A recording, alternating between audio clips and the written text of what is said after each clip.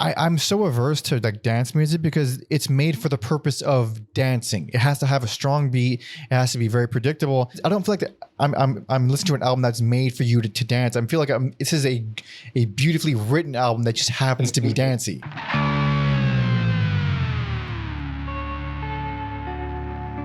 Welcome to Every Album Ever with Mike and Alex. My name is Michael Mansour, and I'm joined, as always, by my lovely, wonderful, Lakers-loving co-host, Alexander Holt. Say hello. Hello. This is Every Album Ever, the podcast where we listen to every single album in the world, one artist at a time.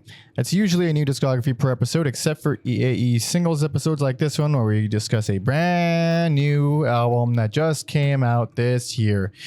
And today, we will be discussing... Apologize if I say this man's last name wrong, but Donny Benét, Infinite Desires. Oh boy.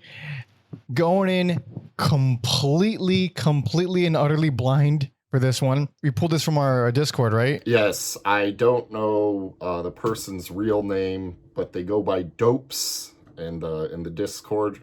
I don't know if he was sincere or trolling us with this pick, but you can't troll me. I don't know if it was sincere or a troll either. Yeah, go to Patreon if you want to join our Discord, be a part of the community. You can suggest episodes like this one. You can also put tons of other perks, bonus episodes. You know, you can request full discographies, whatever. Go there. So we were putting our schedule together. You said, okay, someone wanted an episode on this thing. We threw the name down. I didn't, because we were just typing it from with the name. You told me letters, so I typed the letters. I didn't realize there was an accent on the E. So what I read was Donny Benét. I was like, who the fuck is Donny Benét? It could have been anything. And then when I finally looked it up, my heart filled with a joy you wouldn't fucking believe. And then I realized it's Benet. It's Donny Benét. Taking one look at the man, I am in love. I'm in love with this man. For those of you who don't know, he looks like the love child of like Ron Jeremy and Giorgio Moroder. Yeah. So as soon as I saw that, all of a sudden all bets are off. The music could be anything. It could be a joke thing, could be sincere. Mm-hmm. All I know is I'm excited. That's all I know. Yes. I'm very excited to cover something very different from what we normally do. Yes. It was this or Beyonce's new album, and quite frankly, I don't feel like dealing with Beyonce's fans. So I don't want to deal with anything going anywhere near Beyonce. But this, on the other hand, at least aesthetically, was right up my alley. What did you think of the album? I had fun with it. I feel like some of the songs are a little samey, but the more listens I got, the more fun I was having, to the point where I might even go watch this man live. I'm glad to hear you say that. I love it. I love it. I sincerely, genuinely love it. I am dying to see him live. Before we hit record, I watched the music video to Multiply. It couldn't have exceeded my expectations more. And then I didn't get to finish it, but I was watching the video for American Dream. But if you're a little member berries bitch like I am for 90s old shitty public access type aesthetics, coupled with nailed it.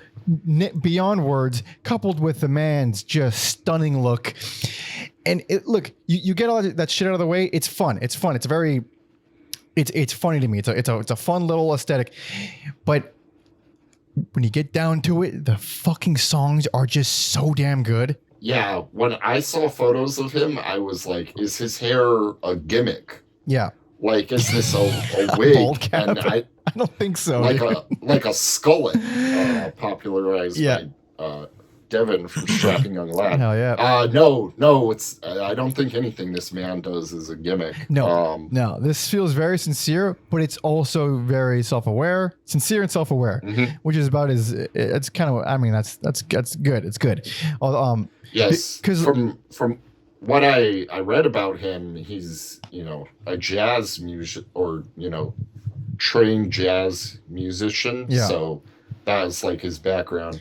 Also, doing something a little more simplified here. Also, he's Australian. Never would have fucking guessed that. Never. Well, his dad is Italian, so that's where he gets his looks His from. features. Yeah, his wonderful so yeah, the music, I mean, it's extremely funky. It's I guess it's described on Wiki as post disco, which I didn't fucking think that existed. What even is I guess he's post disco. Yeah, it's funky, it's soulful, it's extremely dancey. There's some vaporwave stuff in there. There's on paper, it's something that we've gotten a million times, that I've heard a million times, that I'm not really interested in. It's not really my type of thing, but the man is really fucking good at writing songs. The writing is really good. The production is extremely good. There's something about like certain songs where maybe I'm not like super wowed by the actual bass line, but it's presented in a way that feels so good that you just want to start moving to it. It's just stellar production. And then the layers, just wonderful little melodies. There's little unexpected turns. Most songs do this thing where they take a shift in the final chunk that comes out of left field. It's a whole brand new section. It kind of reinvigorates the song that it does it in. It's just really well done, and it's a short album, 36 minutes. It's fucking perfect, dude. Yeah, I'm excited to dig into his discography. I was amazed to find out he has a song called Konnichiwa, which influenced The Weeknd for his album After Hours, which surprisingly made that on one of my best albums of 2020. I remember. So holy shit. Yeah, I was like, whoa. Like, The Weeknd's describing you as an influence? That's insane. Yeah. That's nuts. Because I'm not big on The Weeknd at all. I mean, I'm not dissing him or anything, but just not for me. It's not my bag. And what I'm realizing the more I listen to music as a person in the world alive today, is that, man, I really don't give a fuck what genre you are, man. If the writing is interesting, I'm on board, because this has something written all over it that I don't care about at all. I don't dance. I fucking hate dancing, but god damn it, I want to dance to these songs. Oh, they're so, yeah, especially like, yeah, Multiply opens up. Yeah, it's just comes in hard. Multiply comes in, and it's when you're going in completely blind, it is the funkiest thing ever written. I mean, it's the slappiest bass of all time. Mm-hmm. Yeah, I would. I believe he records a lot of these instruments by himself. Maybe like one or two things, but I think this pretty much a one-man band going on here. Yeah. It says, well, at least for the past two records, that he wrote and recorded everything himself, and it's really fucking catchy. I mean, holy shit! So the chorus to Multiply, it's extremely. I mean, very very reminiscent of September from Earth, Wind and Fire, the Badia line. Oh, when he says ply. No, yeah. It's the same exact kind of cadence, but it fucking feels great. It feels wonderful. I don't give a shit. Also, it's not the most mind blowing thing in the world that this guy was influenced by Earth, Wind and Fire. I mean, no shit. But it's a hell of a song, and you got to watch that video, dude. I know. Yeah, so I watched the American Dream video. Yeah. I'm excited. I was trying to find like live perform. I want to see. Or maybe I won't look up live performances, and I'll just be like shocked to see him live. I'd love to see him live. Oh, Jesus Christ! I think he's doing. He might be out of LA by the time he plays. Most definitely, I think he's doing 2 dates. So. Shit! Yeah. I might be financially ruined by the time he gets to LA, but I'll see. See. Well, anybody who lives in LA is already part of the way there. Yeah, I'll call in some favors. Yeah, but yeah, American Dream and the other single. It's also track 2. Yeah, that was the first one where I thought, like, man, the bass tones are really where it's at for me on this album. For a lot of times, it's because one thing that was I found myself focusing on that I never thought about ever because I don't listen to a lot of funk, so I don't really pay much attention to basses that slap hard, and also hate the Red Hot Chili Peppers. Like I'm not a huge. I don't encounter slap bass a whole lot, like the plucking. I guess unless you count Primus or something, but or Korn. I think it's different when you're the bass is tuned so low that you can't help it have every note slapped. but where it's just really good mixing where the lows of the bass are still really bottom heavy and full, but the slaps and the plucks are still really high and really mid heavy, so you can make them out really clear. So it just feels really mixed very evenly. So you're not losing anything by having a crazy slappy plucky bass. You're still getting the heavy deep low bass textures or whatever.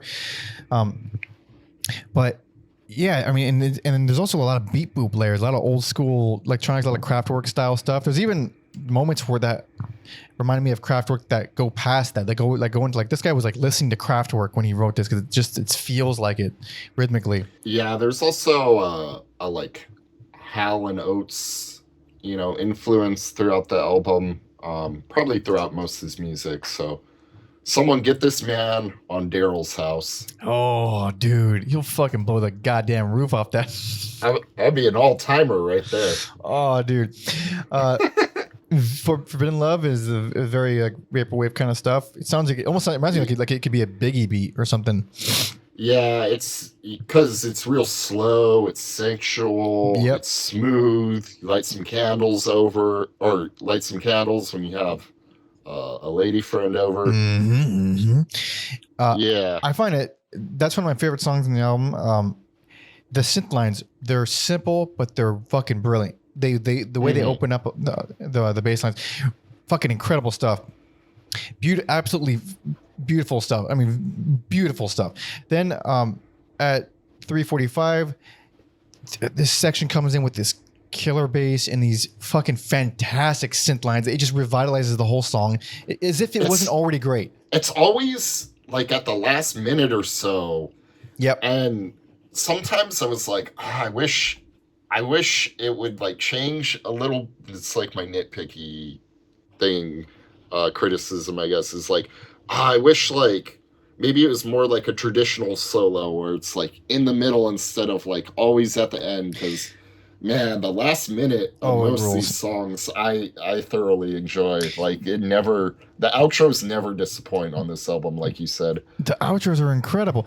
I like them at the end because it doesn't do it on every song, but it does it on a lot of them where if you're hooked by the song, I mean, you're already good. Because you're already enjoying yourself. But then when it comes in and like, hey, guess what? We have fucking more. You weren't just to turn it at the very end and be like, you know what? No, we're doing more. It's just it's exciting. It fucking I love that choice. And Forbidden Love does it. I think one of the best on the whole album. Yeah. I think one of my favorite like instrumentations is So Long. Oh, really? Yeah, it starts off hot and then like the synths are always like different kind of synths. They vary in each song where like he has his genre of dancey stuff, but some are a little more upbeat, some are a little more sensual, and then I just think So Long is like good pacing on the album.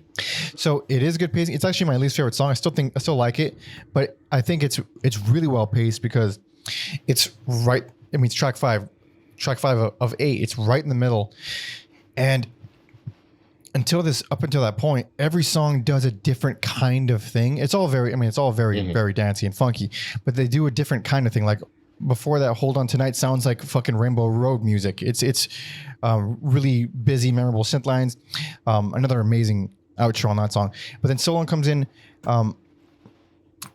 It reminds me more of like that shit Daft Punk was doing on Random Access Memories, which I didn't love very much. But that style of funk, I don't know what you would call that. Yeah, where it's kind of like a throwback to 70s stuff, and there's definitely some nostalgia here that makes you think of disco or like older stuff for sure. But it's also, like you said, very electronic feeling. Yeah, it's like so long I think is like the most disco sounding, but the most modern playing old disco sounding. Yes. Yeah, none of this actually sounds like it was made in the 70s. Still very modern.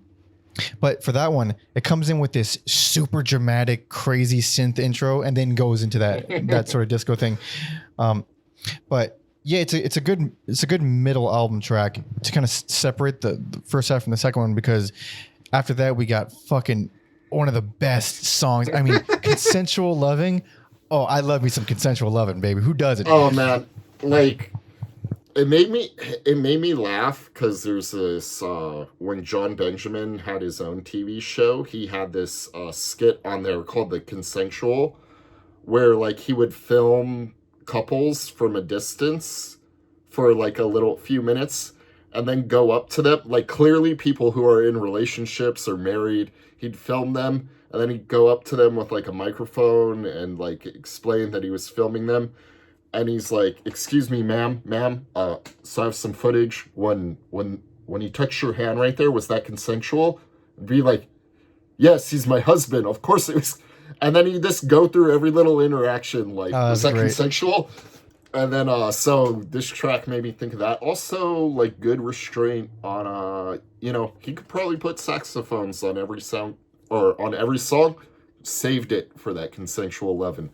Saved it for Consensual Loving, but it's also, it's a really good sax, I was gonna say version. It's a good sax texture sound thing, because it's not like especially with something like this, with a guy who looks like that, you're expecting some fucking sexual saxophones. It's not. No, this is consensual. It's way smoother. It's like it sounds like it's making love to a synth. The sax sound actually sounds like it's become one with a synth. It's a different kind of saxophone sound.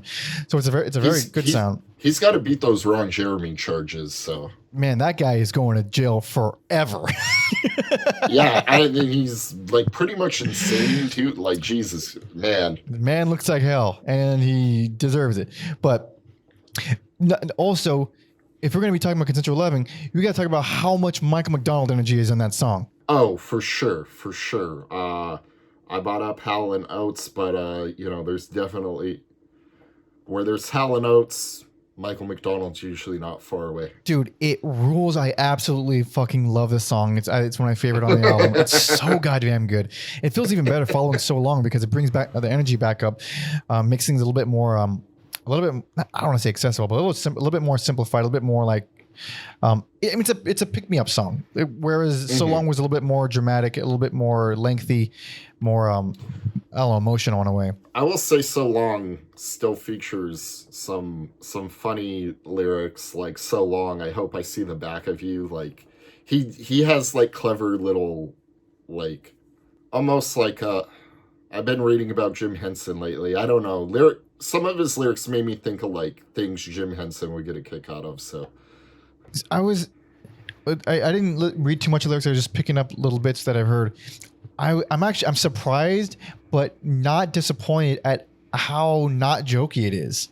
Yeah, it's a sincere thing for sure, but there's still like humor and some fun to be had. Yeah, especially when you look at the videos and how over the top, self-aware and jokey it is. It's not like jokes per se, but it is very much an aesthetic that's like, all right, obviously I'm not trying to be a rock star here or whatever.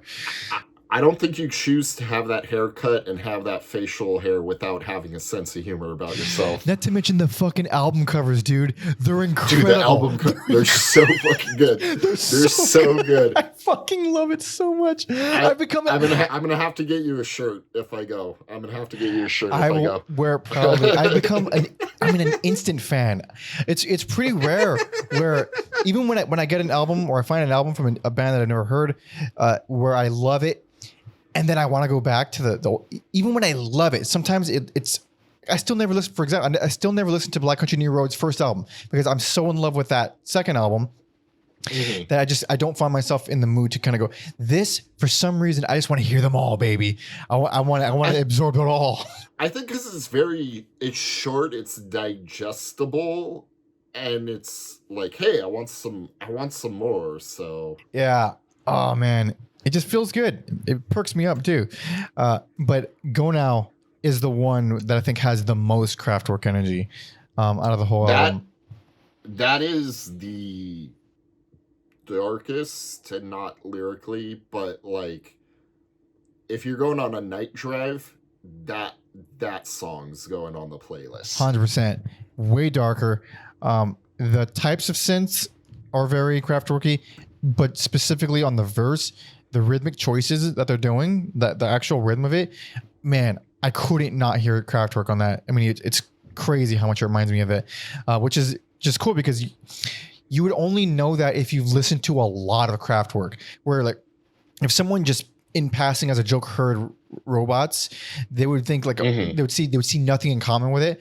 But like Kraftwerk, like yeah, they had some silly stuff, but they were like really, really talented musicians. They knew a lot about classical music, and they did a lot of interesting rhythmic and melodic. I don't want to say like innovations, but they did a lot of. I mean, they were very intricate. Oh no, they absolutely did it. Innovations. Yeah, they're really incredible musically, and that's what I felt from that song. It wasn't like the base level, superficial. Just we're gonna have old electronic beat boops. No, like I said, he seems like a clever cat who like knows his shit and could probably be playing complicated, overt jazz if he wanted to, but he's just having fun.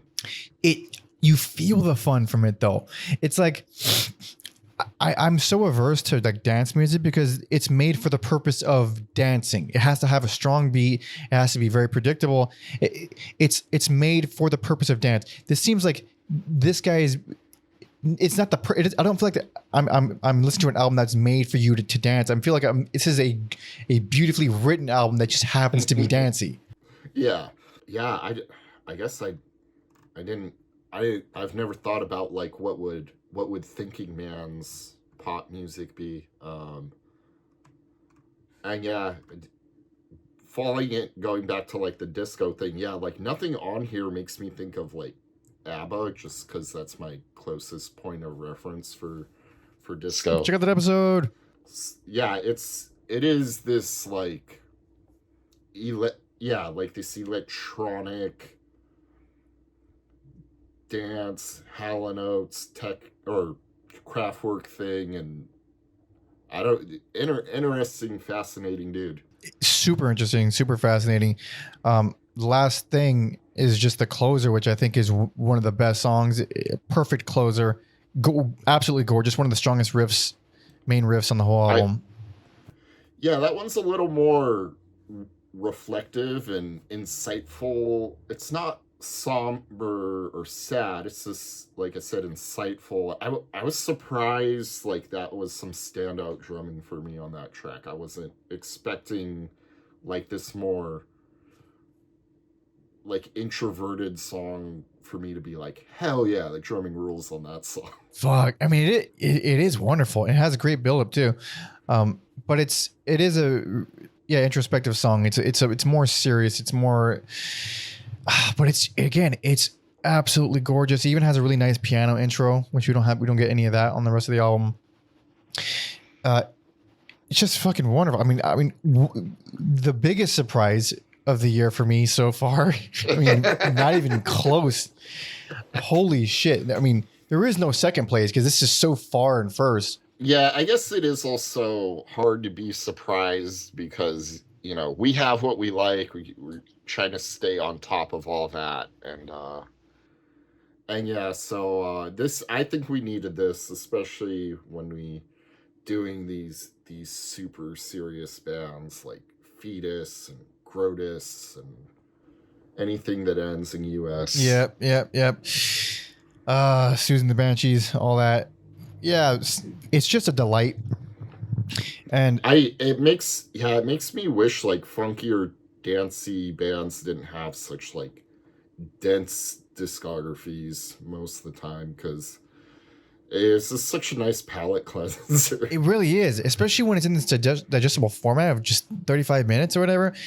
That's exactly what you need. It's almost a crime. It feels like a crime to do anything else. Like it should get in, get out, fucking make your point, leave some long lasting hooks in your head, and look like that guy. Just look like him, for the love of God. Oh man, yeah. Like I guess that goes to like show you how much like looks play in this industry. Like if he looked a little more like if he was more of a traditional attractive guy, would he have like a bigger career, or who knows? Or would it be less so? That's what I'm thinking, because we have plenty of those already. Now we get this fucking 42-year-old dude, overweight, bald, mustache, and it's fucking awesome. I think it's like, because now you remember it. Now you fucking remember it. Why wouldn't you remember that? How could you not? Yeah, I feel like there is like this wave of like underground funk, I guess, and probably spearheaded by like Thundercat, if I had to guess, because there's also this guy Lewis Cole who looks more like a normal guy, and then he also has this crazy fucking band called Clowncore that's like blowing up. But his normal stuff, Lewis Cole, is very much in the like spirit of what Donny's doing. And also, fun fact is that his name isn't even Donny Benét. It's Ben Waples. It's Ben Waples. And that's so funny. Like that doesn't roll off the tongue. No, it does not. But also looking at him, the entire time I've been listening to this, he reminds me, it's going to sound so insulting. I swear to God, it's not. He really reminds me of a guy I used to work with like years and years ago. Who I actually went to a funk show with this friend of mine, and he looks a lot like him with less hair, and that guy's name was Ben. Oh wow! Yeah. Maybe it's the same thing. It was him, yes, indeed. But yeah, I fucking love it. I mean, this is one of my favorite albums of the year. I mean, and running, dude, it soared on my list. That's impressive, dude. That's so fucking good. Impressive. It's so good. Holy shit, man! I don't even like dance music, but this rules. It's always like, what's the word I'm looking for? It's so like nice and surprising when you're surprised, like. Because it doesn't feel hard to do, but I guess it is hard to do. It's just like people will throw us these curveballs, and you can get Mike. The success rate is surprisingly high. Dude, I love wild shit. I don't care if wild in this case means something super fun and accessible that tons of people would love. I mean, sure, this kind of thing is never going to vibe with a lot of people. There's going to be a ton of people that will never get on board with this, but there's a lot of people that will. And I mean, putting this on, I would never be embarrassed to put this on in front of somebody. Dude, how blessed are we to find out about this guy like right before summer? Perfect summertime jams. Perfect. Dude, the best. Oh, be on my porch just bumping Donny Benét. Yes. Oh, yeah. Dude, I feel like it's also music you could like smoke a cigarette to. I don't smoke, but it feels like that. I smoke cigars. I'll do that. There you go. Hell yeah. But yeah, we're definitely going to check out the rest of this. And thank you to, what was it? Fucking, Dopes. Thanks for supporting us and hanging out with us on the Patreon and for suggesting this. Holy shit. Also apologizing for not knowing your real name, but we can't learn them all, dude. It's probably someone we know. Yeah. But where they've recommended a band and they just didn't put the real name in the Discord. So I wonder if they've actually suggested a full episode in the past, or if they have one on the way. Wouldn't surprise me. Yeah. They're a patronizer, so hell yes. But yeah, thank you so much for listening and watching and hanging out. If you would be so inclined, listen to the fucking album, give it a shot, and also support us for love of God. Like the video if you like it, subscribe, talk some shit in the comments, tell us why we're stupid. Tell us why we're great, because we introduce you to this man, Donny Benét. But you can follow me on all social media at Panda Monkey and Alex on Instagram at Every Album Alex. Please follow our history guy, Tom Osman, at Tom Osman Sounds on all social media, as well as TomOsmanSounds.com for all his music and his podcast, whatever comes next, which you can find on Spotify right now. There's links to that in the description. Also his Substack, TomOsman.substack.com. You can find the pod there, as well as his written features, written interviews, all that stuff. He's already gotten us interviews with people. He's gotten us to our delight, an interview with Buzz Osborne from the Melvins, which you can check out from a few weeks back. So yeah, support him. Also, while we're on the subject of Tom, shout out to Tom for holding down the Discord. No one told him to do that. He's just been holding it down. It's supposed to be my job. It was supposed to be. Thank you, Tom, for just unintentionally stepping up and homeboy is a real one, and we love him, and we're so extremely grateful. Yes. Since we're talking about patreon.com/everyalumever, that's where you go. You got a bunch of bonus episodes there, two bonus episodes a month. You could also see our schedule in advance. You could get to vote on polls to decide who we cover next. You get to join a Discord, just like this whole situation. This whole episode came from the Discord request. In addition to being a part of the community, you can suggest these episodes for us. And if you're tier 2, then you can suggest a full discography for us to cover on our bigger, longer numbered episodes, as well as any album from any discography for us to make a bonus episode on. So yeah, if there's a giant discography and you know we're not going to do it, or you don't even care about the full discography, you just care about the one album, just throw it to us and we'll do an episode on it on Patreon. So yes, go there, do that. Hell yes. I think that about does it. So what are we wrapping it with today? I feel like we got to do that consensual loving. You read my mind, baby. You read my mind. Yeah. Hell yeah. So thank you so much for listening and watching. See ya.